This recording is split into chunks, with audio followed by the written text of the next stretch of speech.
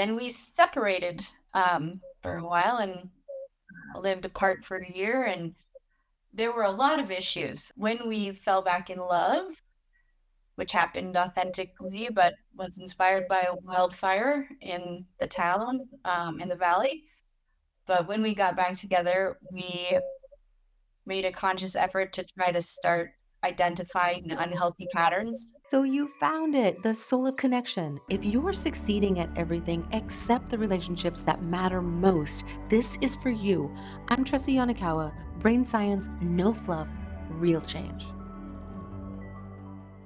Hi, I'm Tressa. This is the Soul of Connection, and welcome. I'm here today with two of my favorite people on this planet that needs saving. This is Jessalynn and Martin, and we've worked together for how long, Jessalynn? I think we worked together for like 2 years. A bit 2 years. And then it's been a while. It's been like a year since we've worked with you. Yes. Oh gosh, that's so exciting. Yeah, maybe longer. And in the meantime, so let's talk about what was, so that people can understand where you came from to be here now 3+ years later having this conversation about how relationship can work and how it can look. So what did it used to look like? I want to hear from both of you. Well, just for reference, we're about to have our 17th anniversary on March 10th. So, and almost 18 years together. The beginning was great. And then we had our son, Jaden.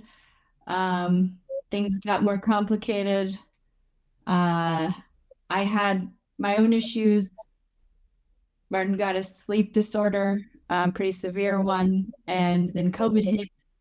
So then we separated for a while and lived apart for a year, and there were a lot of issues. I mean, it's hard to sum it up in just a few minutes. And when we fell back in love, which happened authentically, but was inspired by a wildfire in the town, in the valley. But when we got back together, we made a conscious effort to try to start identifying the unhealthy patterns for both of us, things that didn't serve us individually or as a couple. And we were doing pretty well. And then I bought this property where we bought this property where we live now. And that has a main house for me, Jaden, and an EDU for Martin, where he sleeps and works because of his sleep disorder. And when we moved in here, there was some construction damage that people I'd hired to help the place out did. And I kind of went into shock, and I had this whole reaction, and I went into this deep depression. And Martin and I were struggling, kind of finding our footing again. And it was hard enough. And then I was just super depressed. So that's kind of when I met you initially at that workshop. And then I just felt like I couldn't dig myself out of the hole. And our relationship was definitely, not in a good place. And, but we knew that we loved each other and we wanted it to work. So I contacted you to help us figure out, because we always thought we were good communicators, and, we've always been very honest with each other, and we've always had a lot of love for each other. But man, there was, some unhealthy patterns that I think neither of us were really conscious of. So, yeah. Yeah, thank you. That's really clear. And Martin, from your perspective, what's the synopsis of how your relationship was going before? Yeah. Well, in sort of prepping for this interview, Jessalynn did say that she didn't want it to all be about her, but and I'm not trying to discount any of my own contributions to the dynamic, but for me, what was the real saving grace of working with you, Tressa, was primarily the relationship that was established between you and Jessalynn. That, as Jessalynn had mentioned when she first reached out to you, that she really was suffering from some long-standing, debilitating internal dynamic within herself of depression. And I don't mean to speak for you, Jessalynn, but there's the deep self-loathing, a lot of self-doubt, a lot of self-criticism. And then that played into our dynamic where, as Jessalynn mentioned, that we had gone through a separation relatively recent to that. And that had mainly been on Jesselynn's side of wanting that separation. So I had wounds, I want to acknowledge that I had wounds and hurt coming from that, and very happy to have reconnected and reestablished our life together. But then I think we were both thinking that when we moved into this new property, to kind of recognize that there were certain elements within our relationship and dynamic that it actually is better for us to live apart. And Jessalynn has mentioned my sleep disorder, which has been very impacting on me, but also just I tend to work from home. That has created, issues with us in the past. About Jessalynn not feeling that she can use the space if I'm working from home. So just me having a place where I have my office and I can do all that really works. But we had both felt that in moving into this new property together and with our son, that it was all going to be happy and smiles. But then because of the events that conspired, that Jessalynn really did seep into a deep depression. And it wasn't anything that I was able to help her with. And even through our separation, we had both been seeing a therapist, and really she needed someone who could really skillfully hold her feet to the fire. And I know that a lot of the work that Jessalynn did with you and with all of us was very uncomfortable for her. But I think that was what really helped bring her through. And so even though we all worked together, that Jessalynn had a lot more interaction with you, and it was just, thank God, Jessalynn had someone like you that she could work with, because in sorting out that internal stuff, that allowed us to have much better communication and much better connection, and that there was so much that was just kind of shut off and closed down within Jessalynn that again, by opening that up, it allowed us to have a deeper connection. And then that is easier on my hurt from what had transpired within our relationship. So it helped me move into a new, clearer way of communicating with Jessalynn and interacting. And, we still snip at each other. Things still rear their heads, but we were just in a place where we didn't know how to get out of kind of this snowball that had happened. And also, again, the therapist that we had been working with, it wasn't enough to help Jessalynn shift that deep internal dynamic, which I couldn't do it, the therapist couldn't do it.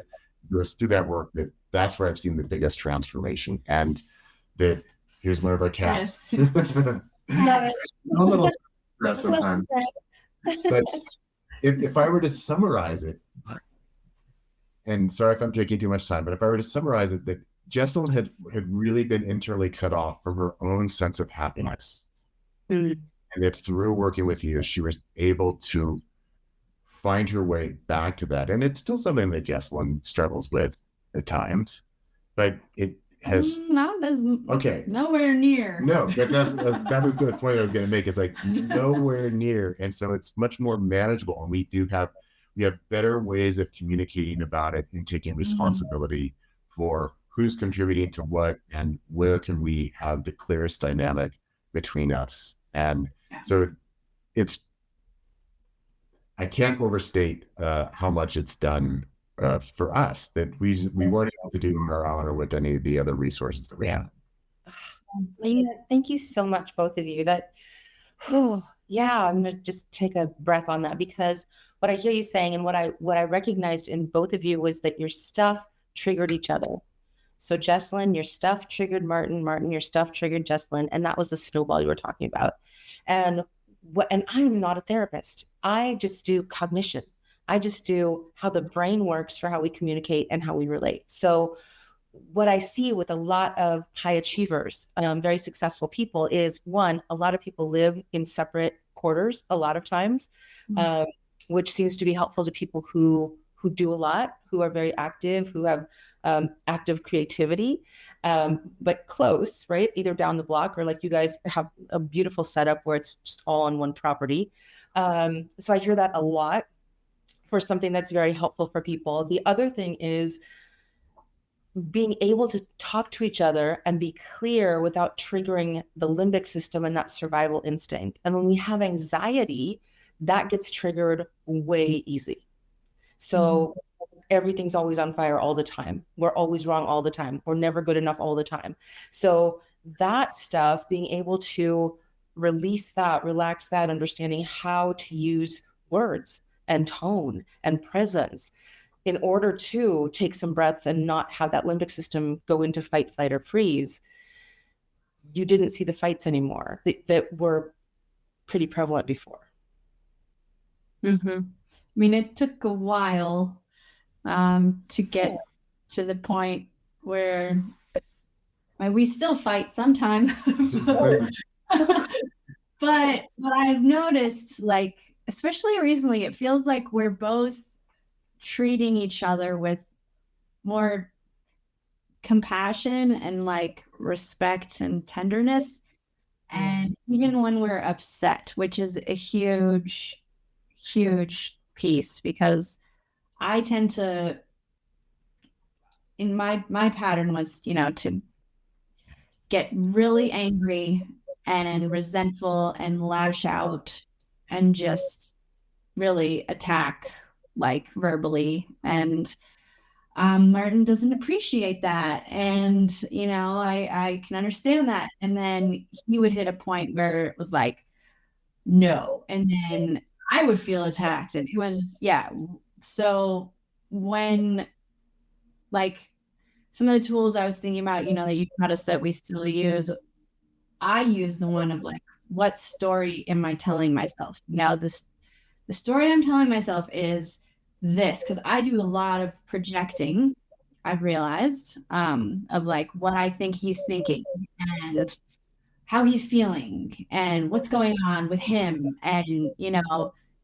in a way, I think that's something I've used to like avoid focusing on myself and what's happening in me, and taking responsibility for that. So so I find that one to be very valuable for me. And also when I am triggered, because it happens, and I know he gets triggers too still, I've really tried to just express how I'm feeling with an I statement. A lot of people like to throw the I statement thing around, but then I feel like you're blah, blah, blah. That's not an I statement. So I really, like, with your help and, with the work that we did, I was like, okay, what does that really mean? I feel angry. Like, let's just start there, and learning ways to try to express my anger. I still have a lot of anger sometimes, but when the anger comes up, learning to express it without immediately making it his fault. And then, I think that's helped us a lot. Can we do a demonstration of what that looks like so that people can see it? Can I lead you through where you guys will lead? All right, just a turn toward each other. And this is like the biggest part is, I think when people are in therapy and they're sitting next to each other, I think it's lost time, honestly. So when you're together like this and you're just noticing that you're together, and go ahead and just look at each other.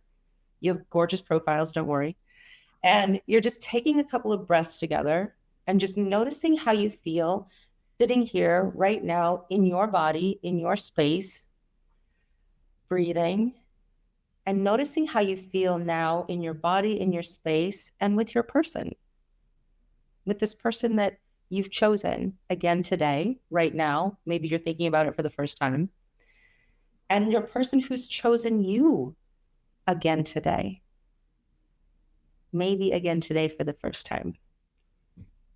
Notice how when you get really present, you notice that you are here, that you're wanting to be with your person and your person has chosen you. Taking a breath. Does anything change in your system? Do you notice any change, Jessalynn? And no is a perfectly good answer too. Well, we don't currently have any triggers really happening. So what I notice is a sort of level of like comfort, actually, just feeling. It's nice to feel supported and like we're partners. And this is so important to do in conflict resolution, conflict management, conflict regard avoidance, but also in times when things are so good, because we want to recognize and honor and feel ourselves in our bodies and with each other when things are great. So Martin, are you noticing anything coming up for you as you're here present with your beautiful wife? Well, the first thing I noticed, especially because as we're focusing on us and our relationship, is just I would just describe it as like a deep sense of trust. And like, especially like this brings us back, for me, it brings us back to like when we first started working with Tressa. And like Jessalynn was saying that she feels a sense of comfort. And often what I would feel when we would come into a session is like, whoa, Jesselynn's really uncomfortable. Like she's really uncomfortable. And then, so that makes me feel insecure or makes me feel like I'm not wanted in the space. But then here in this moment, it's just a sense of, I really trust our relationship. I trust us. And there is a level of comfort and that feeling of support. And again, I don't want to make it about Jessalynn, but it was when we first started, it's like she was down in a pit and I'm here, but I love you. And she would raise her little fist and say, no, you don't. I know you don't. Like, oh. Yeah. You know, and this moment is just that feeling of, oh, we're here. Yeah. We're here. And it's not that, and even like in sharing, like, well, Jessalynn was down in a pit, like there's even the back of my mind is like, well, you don't want her to say that you think that you're above her or something, or that you're better than her. You know, yeah. In there that I could say, like, I don't mean it as a personal attack. Sure. You know? It doesn't come across that way. And I don't take it as one. And she's gonna anymore. It's really good. Yeah. That was another thing in our dynamic, was this whole like, you know, you don't think that I'm your equal and you're looking down on me and no. And you know. And what is the core of that? Do you remember? What is the core of that? My insecurities mostly. Self-worth. It's universal. So everybody I've worked with for 30 years, like I'm teaching relationship communication clarity. I do it at the corporate level and I do it for couples now. And everybody has this self-worth issue. You know, I'm glad we're not sociopathic, so we can have a self-worth issue. But it's unfortunate that we all develop that because we don't come in with it, we learn it, right? And the stories and patterns that we're taught, that we learn through various, you know, grown-ups in our life when we're too young to make a choice about whether we're going to take that on or not.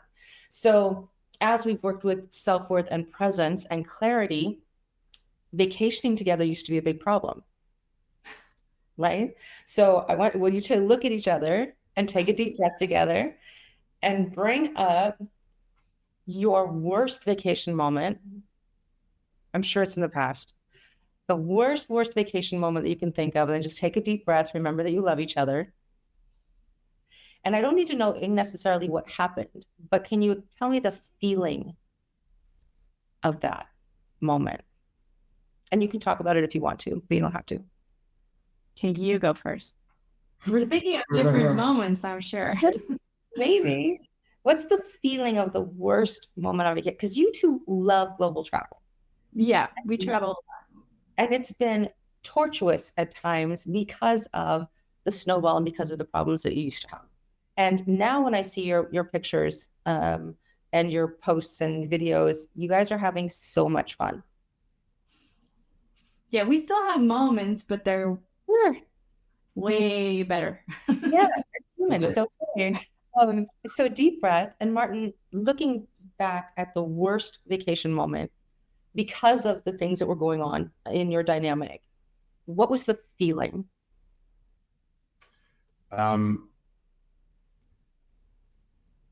So I don't necessarily have a particular moment, but I have an ongoing dynamic in mind, and just feeling exhausted and frustrated with Jessalyn's anxiety around various things and needing to control. And then, because often as we would travel, Jessalyn's anxiety would escalate, and it would start, before we got in the car to head to the airport, and then it would really take over wherever we arrived, and that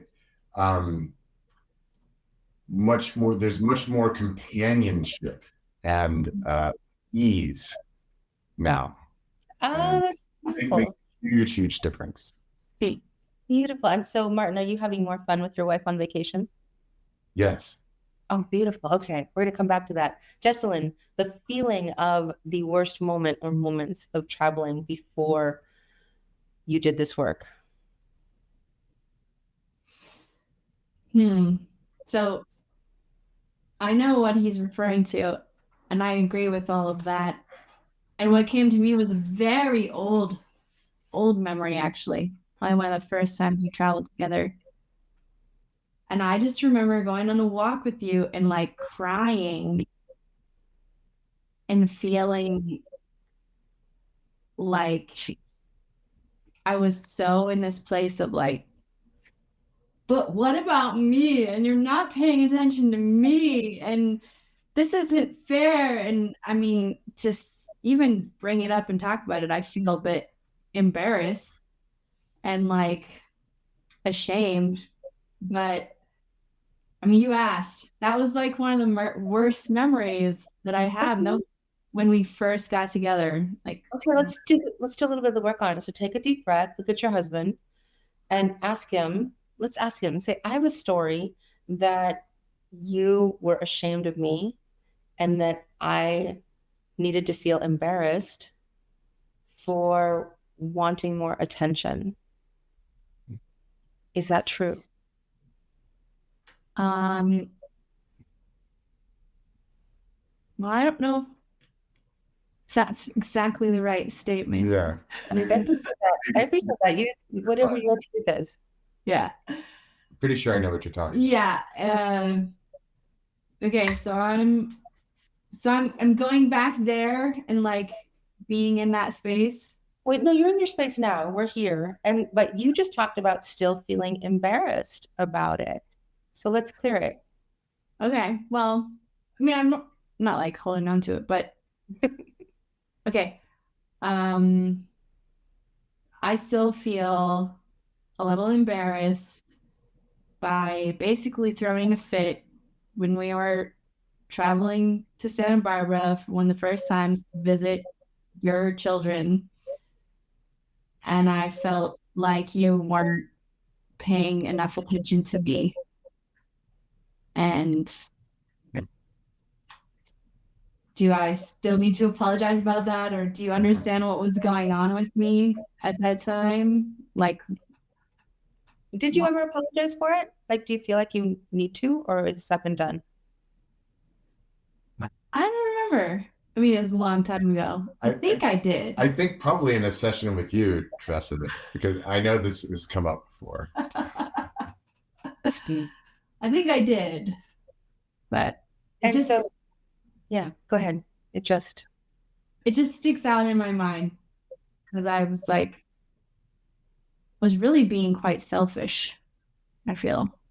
So beautiful. So I take responsibility for being selfish at that time. I want to be able to release the feeling of embarrassment and selfishness. And what do you need to hear from him?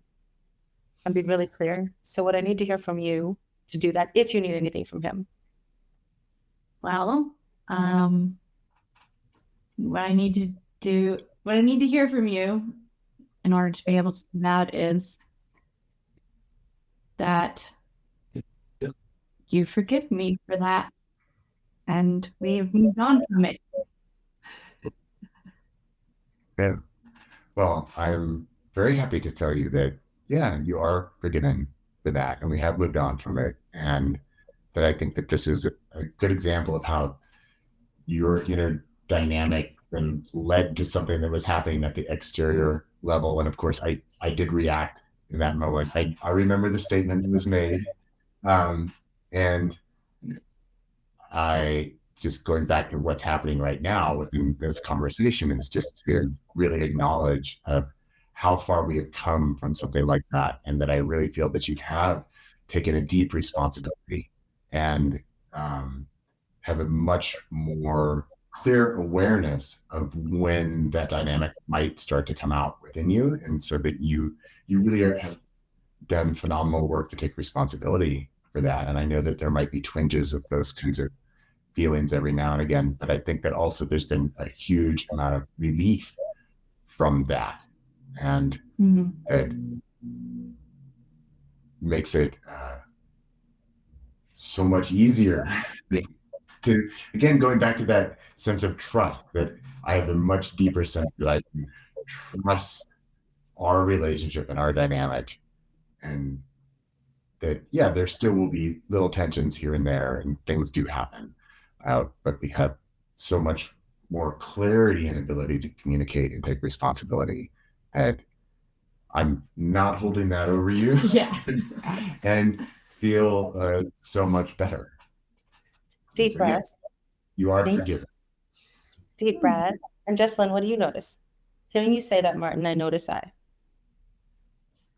Hearing you say that, Martin, I noticed I kind of ran through a film, of the years beyond that, and particularly sort of thinking about our trips before we were working with Tressa, and then during, and then after, and how they are now, and just personally how much more fun I have. Yeah. And I allow myself to have, and it is like it's like a conscious allowing. Like I'm aware that I'm like making these choices now, because before I didn't feel like it was a choice. Like I would just spin out. We would arrive at a rental and I would freak out for the first many hours about all the things wrong with it or whatever. And that's just one little example. And so now I feel much better. I feel like I'm able to trust more in general, and allow myself to arrive, and like when those feelings come up, just remind myself that it's part of the pattern and it will pass, and I need to allow myself time to settle in, and to not be so hard on myself when I do feel anxious or nervous about things. And that helps a lot. Beautiful. Okay, deep breath. And Jessalynn, will you start by saying vacationing and life with you now, Martin, feels? Vacationing and life with you, Martin, now feels happy. That sounds cheesy, but feels more easeful, way more easeful and supportive, and like we can lean on each other through the challenges. and we can have a good relationship with our son, especially on vacation. And I love my 2 adventure buddies. And yeah. And again, like, I can actually have fun. It's great. And will you add like your version of this, whatever's true for you, and I respect you and I love you. And I respect who you are and I love you very much. Deep breath. I don't think we hear that or say that enough to our partners. Beautiful. All right, Martin, your turn. Now, vacationing in life with you, Jessalynn, my wife, feel. Yeah. Now, vacationing and traveling and really just all things in general, going back to what I said early on in this conversation, is that you are much more open to enjoying yourself on multiple levels. And that makes it easier for me to enjoy myself. It makes it easier for me to enjoy myself enjoying myself, right? Because that would be part of the dynamic sometimes too, is I'm enjoying myself, but if you're not enjoying yourself, then it kind of, no, you can't enjoy yourself, right? So that it gives it so much more permission for both of us and allows, I think, all of us to more look forward and really maximize the experiences that we have in a way that allows us to really enjoy them together and know that we are building memories together, that we are building experiences together, and that it's not one-sided, that it's mutual, it's shared, and that brings richness into our lives. And how does that feel for you? Feels rich. And Martin, your version of, and I respect you and I love you. Good. And I deeply love and respect you and continue to look forward to all that we can experience together. And I know I've already said it a few times in this conversation, but just really want to thank you for having done all this work so that you can be more connected to your own happiness, because I, of course, want your happiness. And so that makes me happy. And I love you that you can be happy and that we can be happy together. Beautiful, deep breath. And I have one more question for you that I want you to answer together, to each other. Because of the work that we've done together, what I see in our son and our relationship with our son is? Because of the work that we've done together, the changes that I see in Jaden really come from the changes in terms of how I can communicate with him and where I'm coming from when I approach him. And I notice that he can receive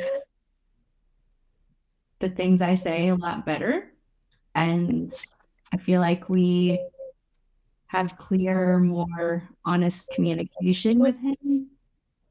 He seems less shut down, resistant most of the time. He's almost 13. And I do continue to draw on the tools when I was speaking with him in terms of how to get through to him. And I appreciate how we communicate about him together, how we're going to approach things, issues we might be having with him. And it feels more like we are on the same team. And there's still ways that you do things with him that make me uncomfortable. And I express that still. And I think I do that in a better, clearer way that, just lets it be known, but I'm not trying to change the way you parent, because I do think you're an amazing father. And yeah, I just think our dynamic is definitely benefited because,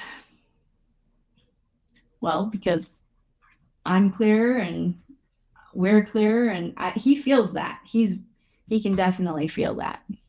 So I think it makes him feel safer and more secure in the knowing that he has two parents that love each other, even if they do argue sometimes. That doesn't mean, it's the end of the world, end of his world as he knows it. So, yeah. Beautiful. Thank you. Deep breath. And Martin. Yeah. I really feel that there's a deep level of comfort and trust within the whole family unit. And I really do appreciate how we're a pretty tight threesome, the three of us, and that we do know each other's likes and dislikes, and we know how to support each other, and we know how to compromise for each other, and we know how to do for each other. And I think that as we've moved through this, and also Jaden, maturing as well, that I see a great deal of concern and compassion and respect from him, and inquiries like, "Oh, how are you feeling? Are you okay?" Mm-hmm. That more reaching out, and the participation in that sense, and really value that. I think that is part of the fruits of doing this work and addressing these issues, and trying to keep the communication clear, and always coming back to, like, when we started the work with Tressa, again, the statement of "I love you" was coming out of that deep, dark pit and hole. And it's hard to trust that, right? And I think even for Jaden, that's hard to trust. Like, does mom love me? Do I love mom? Does mom love dad? Does dad love mom? Does dad, love me? Because there's that depression that's there.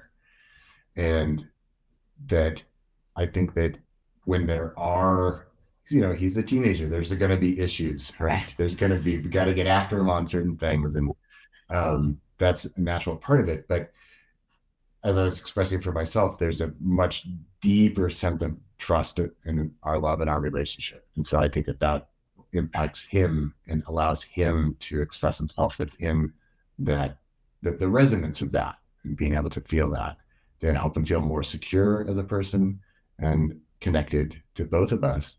And going back to what you were saying before about allowing yourself to actually be more happy and enjoy yourself, that he enjoys it when you enjoy yourself, and he doesn't enjoy it. You're spiraling down into unenjoyment. So that it makes it sweeter for all of us. Deep breath. And I know that Jaden loves when both of you are really into fishing. All right, deep breath. And to close this out, is there anything that you want to say to each other about right now, about where you're at today? Just like one sentence. I'm glad we're here because... Yeah, I'll go. I'm glad we're here right now in this moment with Tressa, because I think it is an emblem of how far we've come. And it's a pleasure to be able to speak to how much better things are between us and for us. I love seeing it too. This is my first time really having a conversation with you for a year. You guys have been doing the thing. And Jessalynn, you and I, text once in a while, but yeah, this is incredible for me to see too. I'm really grateful. All right, Jessalynn, your turn. I always forget. What's the prompt exactly? This moment. Yeah, in this moment, I'm grateful to be here with you. Yes. Because in this moment, I am grateful to be here basically exactly what you just said, but to echo you a bit, but put it in my own words, it feels very different than when we were working with Tressa. Like almost right up until the end, feels, to be able to sit with you like this and not feel squirmy and uncomfortable. Like, have all this stuff coming up. Just to feel the love and the like, I really appreciate our friendship and our companionship and our partnership. And I appreciate that it feels like one to me now. Deep breath. Oh, you too. Come back to me now. Thank you so much. And I'm inspired. I have goosebumps. You two have done so much good in yourselves, with each other, with your kids, in the world. I'm blown away, and I'm so grateful for you guys coming on today and being able to show other people how it can look, and also give them some examples of how it's done, so that we can have more people doing this and less frenetic, chaotic harm, if that's fair, that we're doing to ourselves and that we're bringing into the spaces between us. You two are bringing curiosity and playfulness and love, and that contentiousness that is kind of normal human. You're dealing with it. It's conflict resolution skills are there. So it's not creating an enormous blowout. Now it's creating a moment and curiosity and being able to work through it. So huge difference for me too, being in this space, in this room with you, which is how we used to meet, and just being like, you guys are cool. This is great. You got it. It's so exciting for me. And thank you. And if there's any follow-up you want to do after this, let me know. If anybody has any questions about this, please be in touch. Please definitely save this to come back to, because there's so much good in this podcast right now. I'm going to go back and watch it, because it helps me understand where we can go when we just do these simple things, seemingly simple things, right? And practice them. I think the hardest part is just continuing to do it. The tools themselves are fairly easy. The practice and the work is in using it when you need it, and then using it when you don't need it. So thank you so much. I appreciate you guys. Yeah, thanks, Tressa. Yeah, thanks for having us. It was fun. You dove in. This is the Soul of Connection. Subscribe now. Stay close. Your full life depends on it.